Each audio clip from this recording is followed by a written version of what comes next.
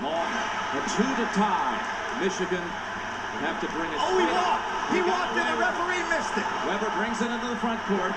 They have no timeouts remaining. Oh, he causes too many timeouts. That's a technical foul. He called a timeout. Michigan doesn't have any.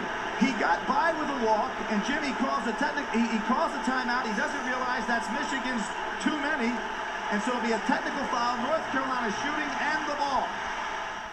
This was probably the biggest timeout/non-timeout taken in the history of sports. Chris Webber took a timeout that his team didn't have, and because he took that timeout, it largely cost his team the NCAA championship. So Michigan lost the championship to North Carolina that year. Hi everyone, I'm Tom Pounder, and I'm the online campus pastor at New Life Christian Church. Welcome to another edition of the Family Chit Chat. Today is a new series, and it's a new month, and we're going to be talking about taking a timeout. But not in sports, we're going to be talking about taking a timeout in life, and talking about how we can use that timeout to be thankful in all situations. Being thankful is not always easy to do. In fact, I'm pretty sure Chris Webber and the University of Michigan fans were not very thankful that Chris took that timeout that cost him the victory.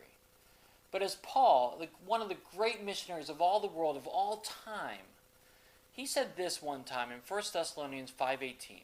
He said this, "Give thanks in all circumstances, for this is God's will for you in Christ Jesus." And this is coming from a guy who, being a missionary, it was not always the easiest things to do. He didn't always have a lot of food. He was in jail numerous times. He was shipwrecked a few different times.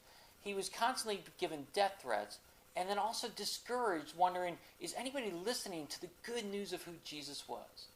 But what Paul came to realize is that in all circumstances, he can give thanks. I want to encourage you to take a few minutes, pause the video in fact, and spend some time as a family and say, what are you thankful for today, both as an individual and as a family? Take a few minutes now.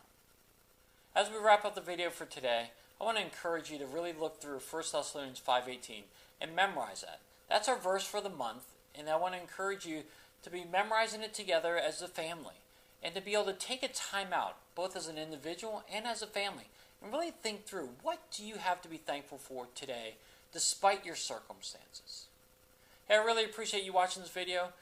Share it along with your friends. Thanks for joining us, and I hope you have a great week. We'll see you next week for another edition of the Family Chit Chat.